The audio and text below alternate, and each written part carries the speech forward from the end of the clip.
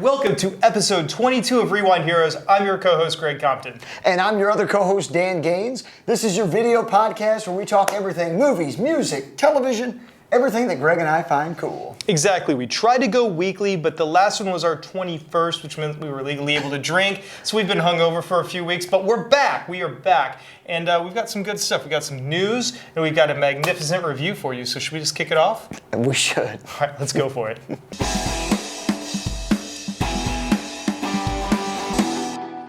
So I know we got a couple news stories. We've got a couple trailers we wanted to talk about, but Greg, what's up first? Dead Men Tell No Tales, the new Pirates of the Caribbean film, the fifth in the franchise, has now released a trailer. Well, actually a teaser trailer. Yep. And it's released a poster, which I think is pretty cool. I like that. I've always loved this franchise. The other one kind of disappointed, the last two. We don't see Jack Sparrow, but we see Javier Bardem's villain. What were your thoughts on this? Yeah, the villain looks like he's going to be great. We don't get to see a ton. I don't even know who he's talking to in the trailer. But just the fact that Pirates is coming back, I'm excited. To me, it couldn't end on Stranger Tides. I wasn't a huge fan of that at all. Third one didn't bother me. But a great franchise, and just a fun movie to have come back this summer. And I had that thought on Stranger Tides that if nothing else, I love the soundtrack, so I love the score, so we'll get another great score. And I love Johnny Depp's character. Some people think it wears thin, and the other didn't have a good plot, but I still... No, I think it's still worth watching, in my opinion. It's a great, fun summer movie. Right, and if you notice, like, missing headpieces to the villains, like some of the characters, not all their heads are there.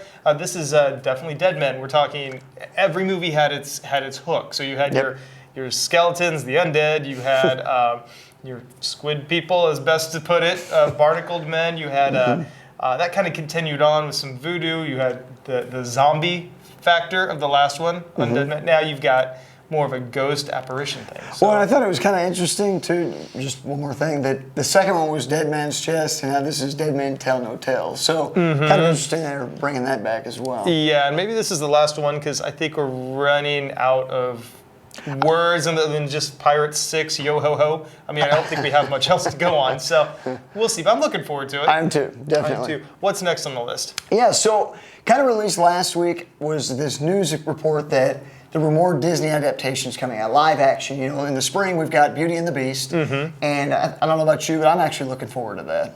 I think it has a great cast, and Disney did a great job with the Jungle Book. Yes, I definitely want to take a look at it. Yeah, so Jon Favreau had posted on Instagram, I believe, just a photo of Mufasa, and it was The Lion King, and it said, excited about my next project. Yes. And I don't know about you, I lost it. I can't wait to see a live-action Lion King. I knew you were in a work meeting. I happened to check Instagram a minute after he posted it, so it wasn't on any sites yet. And I tried to call you up, and I couldn't get you. But I'm like, oh my God.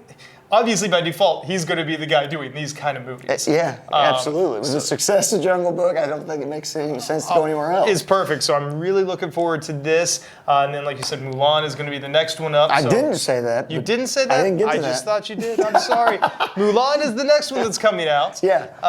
And yeah, I mean, your thoughts on that? I mean, well, I was going to say, it's funny, because Greg and I kind of, when we heard about Lion King, we were talking just amongst ourselves about what movies we thought would be a good fit. We didn't mention Mulan, but I actually think that one makes a lot of sense, because I don't know if it holds that special place in people's hearts like maybe Aladdin or Little Mermaid, where people already have that story so down pat. Mulan is one that I think they have a lot of opportunity to retell that story and put a new spin on it. And that's one question I'll pose to you. First, what are your thoughts on Mulan? But then I want to hear what you think about them doing a live action of these. I don't think a live action for everything is necessary, but you're right. This seemed like when they were doing the traditional 2D animations, I felt like this movie kind of got lost in the shuffle, the original. It has its fans, but I don't remember a song that really stuck with people. And if nothing else, Pocahontas would have been in there, but it had that Colors of the Wind song. I think that elevated it.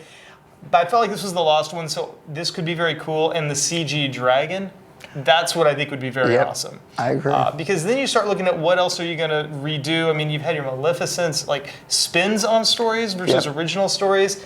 I don't think they should do an Aladdin because of the Robin Williams character could not really be replaced. So I think this is a good opportunity for him. I agree. Awesome. Is there anything else? Well, we have another trailer that just dropped for Jackie. So this is the story of Jackie Kennedy, Jackie Onassis, played by Natalie Portman. We'd heard about it. You'd seen some pictures of her dressed in the famous pink suit with the pillbox hat. And this is the real first taste of it. And I thought the trailer was really well done. Very well done. Honestly, I didn't know if I had any interest in seeing this. Me too. Just hearing about it. But yeah, the trailer grabbed my attention. I mean, it's coming out this December. Yeah. I can't wait. I mean, the trailer's just showing you blippets of everything that all the life that it's going to cover. And I got to tell you, with an actress like Natalie Portman in that role, I'm excited. Is this Oscar nominated? Is this why it's coming out in December? Maybe. I gotta believe definitely it will be. I mean, is this her first? No, never mind. I was going to say something really dumb. No, it's yeah. Okay, we'll just leave that. The voice was really good, and the little things that you could see. I mean, when she's on the plane, the casket, and you see behind the guy, whoever's playing Johnson. At least from that shot, really looked the part. And I mean, it's kind of blurred out, so who knows? Yeah. But yeah, I don't know. There's something about this that just has that feel that I cannot wait to see this. Well, and the one thing I'll say, for all the reasons that we said we're excited about Pirates, it's going to be a fun summer movie. This one's going to be heavy. This is going to be serious. This is going to have a totally different feel, but it looks extremely, extremely well done. And I think we love those films a lot. Is that something that you usually get tons of news on the news sites, and people really talk buzz about these films that often, like they do with action, adventure, sci-fi, fantasy, and that's why we cover so much of that comic book stuff. We love these kind of movies too, so as Oscar season will be coming along, we'll be mentioning some more of them. I'm looking forward to it. And who knows, maybe it'll win the 2017 Lando. The Landos. All right, so should we get on to, should we just get back in the saddle to the rewind and talk about the Magnificent Seven? Let's do it. That was bad. Dad jokes all the way around.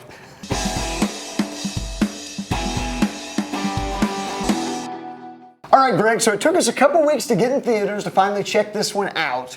But we got in there, we sat down, we watched The Magnificent Seven. So let's go to you first. Kind of get us up to speed on how it kind of compares to the original, and then we'll take a step back and just look at this movie as a whole and what we liked and didn't like. For what it is? Yeah. I mean, so obviously the original Magnificent Seven, 1960, is kind of considered a remake of The Seven Samurai. But we won't get into that. We'll get into the 1960 version.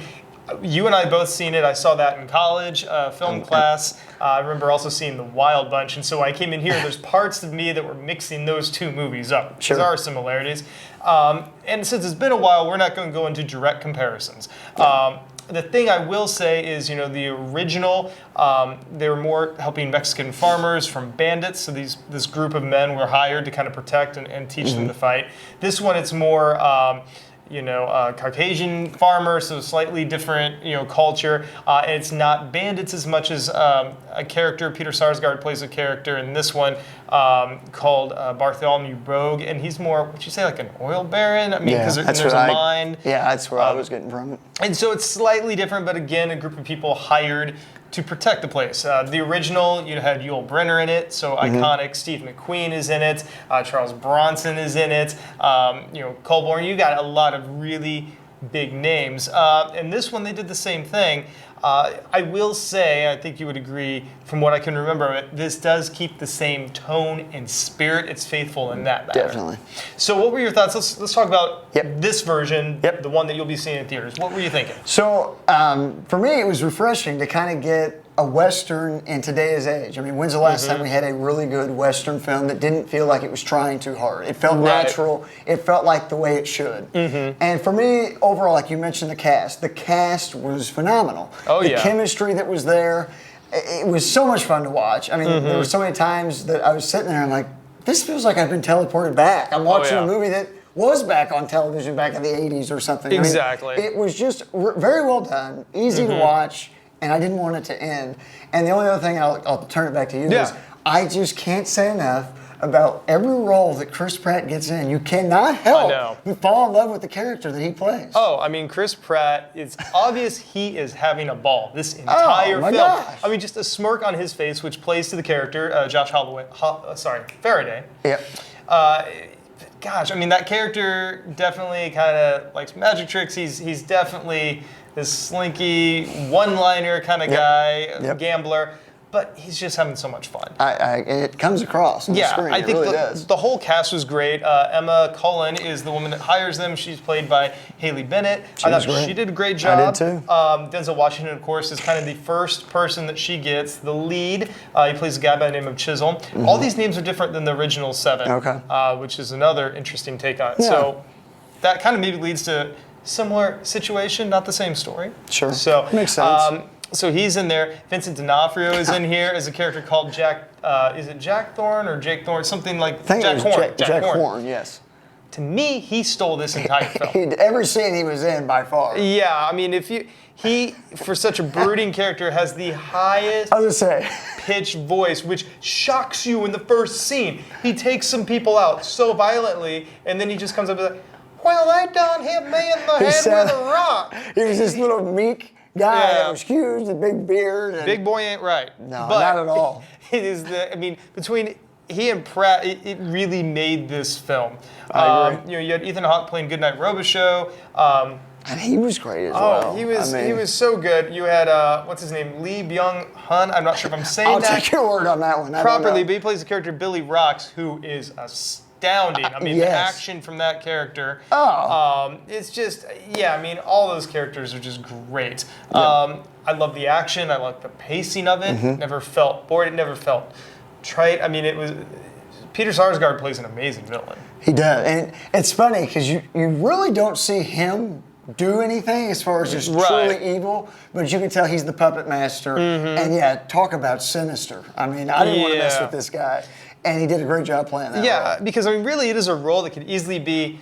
Here's my puzzle piece for the very beginning, just to say there's a bad guy. And it could be done at such a surface level, just so you have a reason to get all these awesome actors together. Have some banter, have some badassery, some gunfights, all that. Because in the end, all the people this person's going to get, you don't even know who they are. It's just a whole bunch of gun fodder for our Magnificent Seven. That's really the whole point of it. And then you maybe bring him in at the end. But he did a really good job with it, really strong. He did. Go ahead. No, the only thing I was going to also add just to the film overall was the production value of it. I mean, it was beautifully shot. You could tell everything was on location.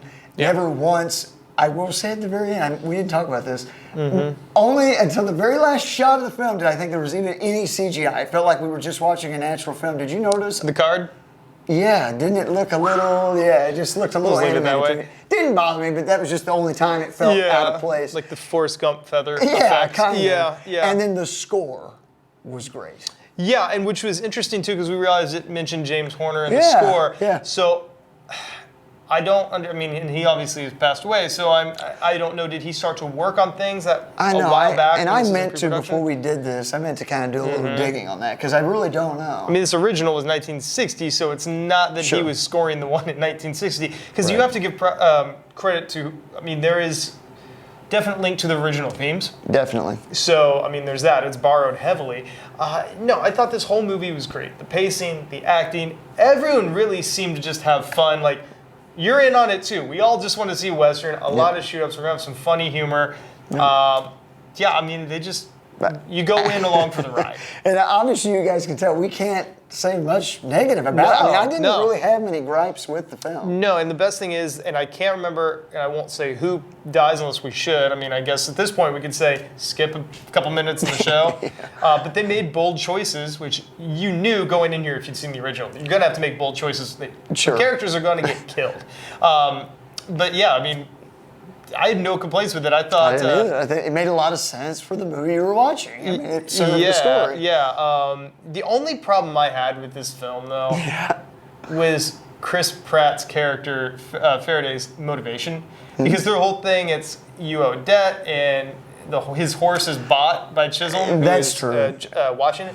But is a horse worth your life? And he bought in like that. Yeah, I got nothing else going on, so I'm just going to do that. In a weird way, I guess, if I was going to nitpick, again, it didn't bother me. It didn't ruin my experience. But you could make the argument that when Denzel's putting his team together, that happens pretty quick. Yeah. He meets these guys and, hey, you want to join? Yeah, sure. To that point, really, if you look at it, the only one that made any sense to come in was Vasquez. Yeah. Because, hey, I've got the reward. I could turn you in, and you'd probably get hung.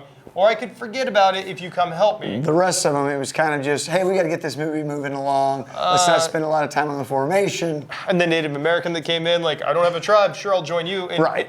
For none of these guys to ever really turn away. But again, that's not the point of the film. No, and it did not take away from it. No, it was great. It's just me trying to figure out, without just gushing on it, it's like, okay, what were some things legitimately?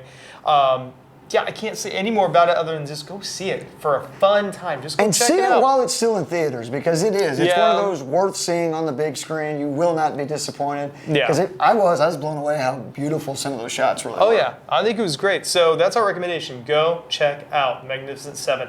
Acting's top notch. The action's top notch. Story has good pacing. Yeah, great music. I think overall we're good, and it's funny how I think it's leading to a Western thing because we knew this was coming out. Westworld is now coming on HBO. So that, I don't know, I just find that interesting where you get these trends. You know, the Pirates movies did well, and all of a sudden you have Black Sails come out on Stars. So I don't know. I mean, we'll see. Maybe with this we'll get more because it's been a while since Unforgiven or any of those. So, yeah, great movie. Should we get into a couple recommendations? Let's do it. All right, let's get to recommendations.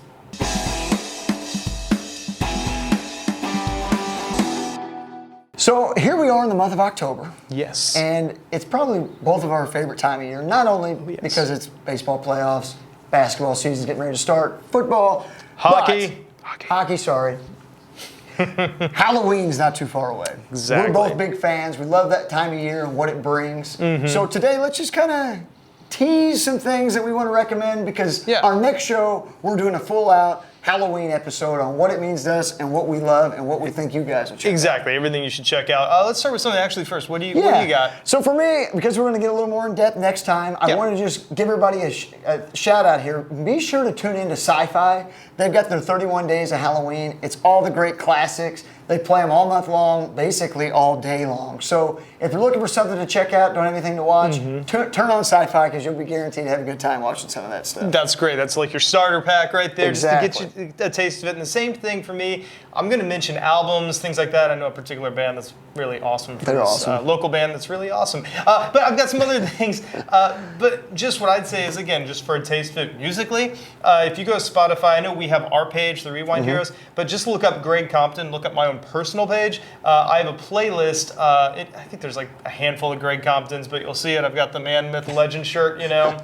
There's only one. There's only one real Greg Compton. And I doubt the others have a playlist called Halloween Music. So go on there, check out my list. I've got, I don't know, 40, 50 songs in there. But awesome. Instead of sticking to the normals, I mean, I've got your Oingo Boingos on there, Squirrel Nut Zippers Hell on there, Atomic Fireballs. Sweet.